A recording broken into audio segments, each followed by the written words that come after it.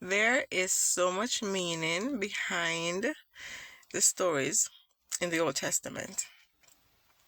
And I was reading the book of Jeremiah just recently, actually this week, and this story really resonated with me. And it was a situation where the children of Israel, the remnant that was left. So okay, let's get a backdrop. Okay, so um the king of Babylon took some of the people from Israel, right? And there was a few left. The Bible called them the remnant that was left. And so after a while, things got really hard for them. Like, the food was scarce, and and not only that too, but they actually were scared to stay in Israel because they did not want Nebuchadnezzar the king to come back and take them, right? Because they're the rest that was left behind.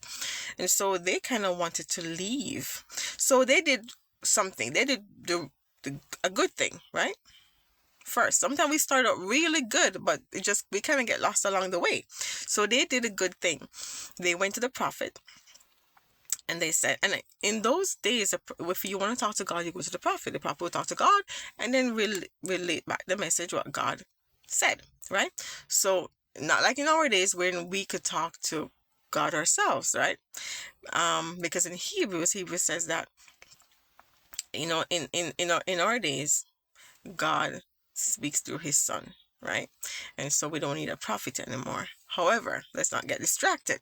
So they went to the prophet and said, listen, we want God to tell us what to do, right? We need some instructions here, right? That sounds like us, right? So we need some instructions here. And so the prophet said, okay, all right, hold on. I'm great. I'm going to go to God and I'm going to find out what God wants me to do. And so they went to God. So the prophet went to God and God said to him, listen, tell him to stay. Don't go to Egypt, right? And so 10 days later, he went back and said, listen, this is a message that God said. Stay, don't go to Egypt. And so they got so upset. They were like, oh no, God did not tell you that. I mean, you're siding with the Babylonians. Like, God did not tell you that. And so they decided that regardless of what you say, we're going to do what we want to do because, listen, this don't sound right to us. Oftentimes, this is our approach, right? We do the first right thing. We go to God.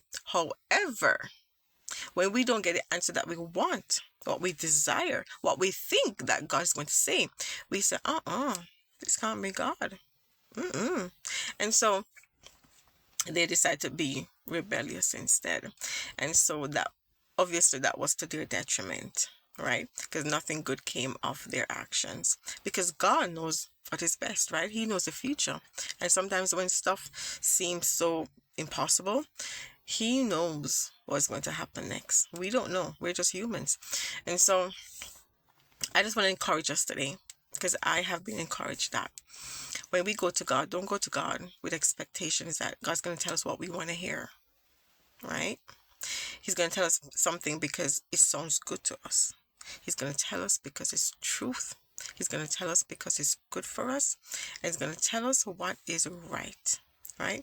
And so don't allow our expectations to come in the way of the will of God for our life.